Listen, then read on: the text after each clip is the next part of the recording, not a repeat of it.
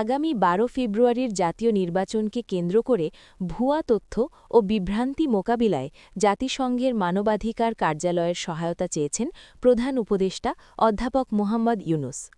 এ বিষয়ে জাতিসংঘের মানবাধিকার বিষয়ক হাই কমিশনার ভলকার টুর্কের সঙ্গে গতকাল মঙ্গলবার টেলিফোনে কথা বলেন প্রধান উপদেষ্টা। আলোচনায় মোহাম্মদ ইউনুস বলেন, নির্বাচনকে ঘিরে ভুয়া তথ্যের এক ধরনের বন্যা দেখা যাচ্ছে। বিদেশি গণমাধ্যমের পাশাপাশি স্থানীয় বিভিন্ন সূত্র থেকেও এ তথ্য ছড়ানো হচ্ছে। সামাজিক যোগাযোগ মাধ্যমে মিথ্যা সংবাদ, গুজব ও অনুমানের ছড়াছড়ি চলছে বলে উল্লেখ করেন প্রধান উপদেষ্টা। এ প্রসঙ্গে তিনি বলেন, এই বিষয়টি নির্বাচন প্রক্রিয়ার উপর নেতিবাচক প্রভাব ফেলতে পারে বলে সরকার উদ্বিগ্ন। জবাবে ভলকার তুর্ক বলেন, বিষয়টি তার নজরে এসেছে।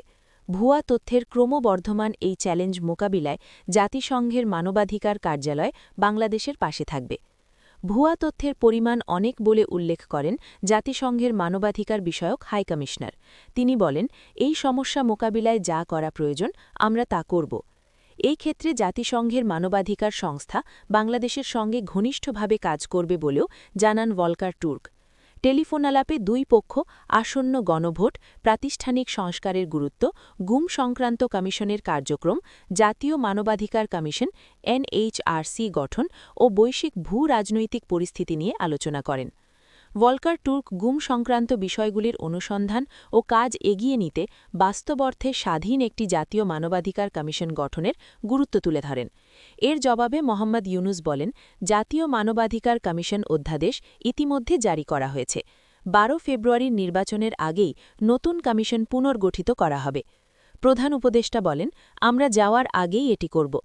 মোহাম্মদ ইউনুস জানান, তিনি গুম সংক্রান্ত কমিশনের চূড়ান্ত প্রতিবেদন জাতিসংঘের মানবাধিকার হাই কমিশনারের কাছে হস্তান্তর করেছেন।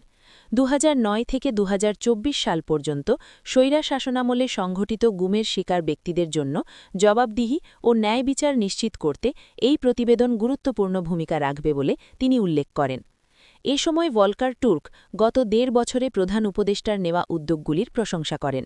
তিনি বলেন, তার দপ্তর গুম সংক্রান্ত কমিশনের কাজে সহায়তা করেছে। ভবিষ্যতেও এই সহায়তা অব্যাহত থাকবে।